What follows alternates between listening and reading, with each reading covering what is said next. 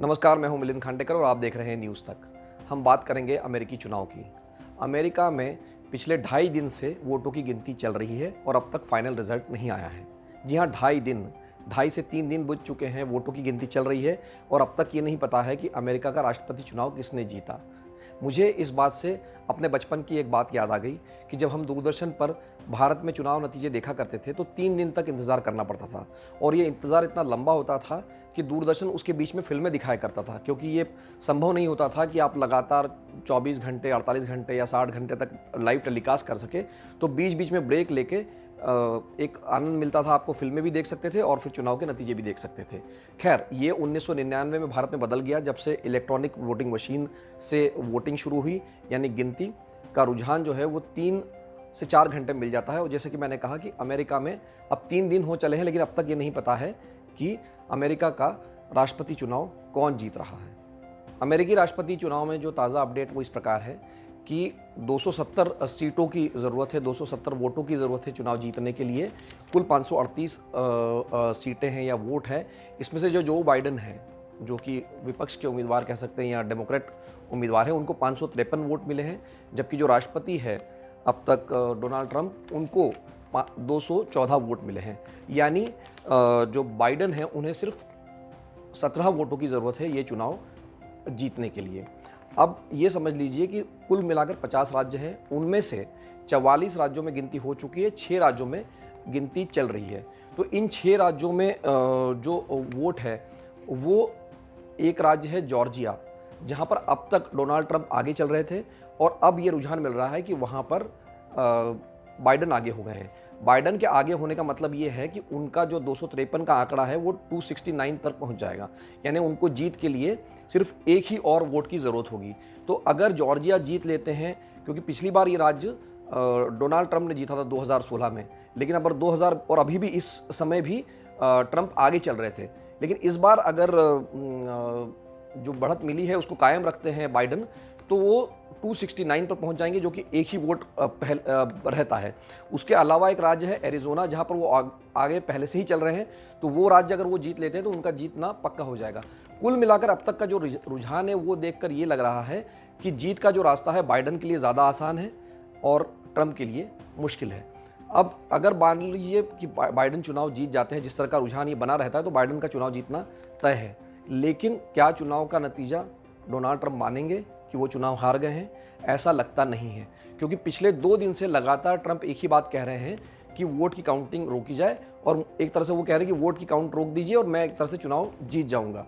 तो ये बार बार मांग कर रहे हैं। वो उन्होंने कुछ राज्यों में कोर्ट का भी दरवाज़ा खटखटाया है कि चुनाव में वोटिंग की जो गिनती है वो अब रोक दी जाए, या उनके समर्थक भी जो है वोटिंग सेंटर पे जाके कह रहे हैं कि नहीं, काउंटिंग रोक दी जाए। वो ऐसा इसलिए कह रहे हैं कि उनकी बढ़त बनी हुई थी अब तक। जॉर्जिया एक जो बड़ा राज्य था, पेंसिल्वेनिया जो एक बड़ा राज्य है, वहाँ उनकी बढ़त बढ़ी हुई थी, तो उनको ये लग रहा था कि अगर वोट काउंटिंग रोक दी जाएगी तो वो चुनाव जीत जाएंगे। हालांकि ऐसा अब तक हुआ नहीं है। तो मान लीजिए कि अब ये जो मांग कोर्ट ने अब तक तो नहीं मानी है, लेकिन अगर जिस तरह का रुझान है वो बना रहता है और बाइडेन चुनाव जीत जाते हैं, तो क्या ट्रंप मानेंगे कि वो चुनाव हार गए हैं, या क्या वो राष्ट्रपति पद छोड़ सकते हैं, या क्या वो व्हाइट हाउस खाली करेंगे? इन सवालों के जवाब के लिए हमें अभी इंतज़ार करना पड़ेगा, क्योंकि इन चुनावों के नतीजे घोषित होने के बाद भी ट्रंप जाकर सुप्रीम कोर्ट में जा सकते हैं अमेरिका के और कह सकते हैं कि मुझे ये नतीजा मंजूर नहीं है और दोबारा से वोटिंग कराई जाए या दोबारा से काउंटिंग कराई जाए। अब ये समझ लीजिए कि ऐसी बात वो क्यों कह रहे हैं कि फ्रॉड हो रहा है या दोबारा से गिनती हो रही है। तो अमेरिकी चुनाव में इस बार जो है करीब 10 करोड़ लोगों ने, कुल जो वोट पड़े हैं वो 15 करोड़ के आसपास पड़े, 15-16 करोड़ के आसपास, लेकिन उसमें से ज़्यादातर लोगों ने या तो पोस्टल बैलेट से वोट डाला है, या उन्होंने एक तारीख जो 3 नवंबर थी उससे पहले भी हर एक के पास ऑप्शन था कि वो जाके पहले अपना वोट डालें, तो लोगों ने वहाँ पे पहले भी जाके वोट डाला है। और ये जो पहले वोट डाला गया था, चाहे वो पोस्टल बैलेट से हो या चाहे वो मतदान केंद्र में पहले जाके, उनकी गिनती बाद में शुरू हुई। तो ये अपील जो डेमोक्रेट उम्मीदवार थे बाइडेन, उन्होंने ये कहा था लोगों से कि कोरोना वायरस का समय है, तो इसलिए बेहतर होगा कि आप अपनी ज़िंदगी को रिस्क ना लें और आप या तो पोस्टल बैलेट का इस्तेमाल करिए, या आप पहली जो तारीख है 3 तारीख से पहले ही जाकर लगे, ताकि लंबी लाइनें ना लगें।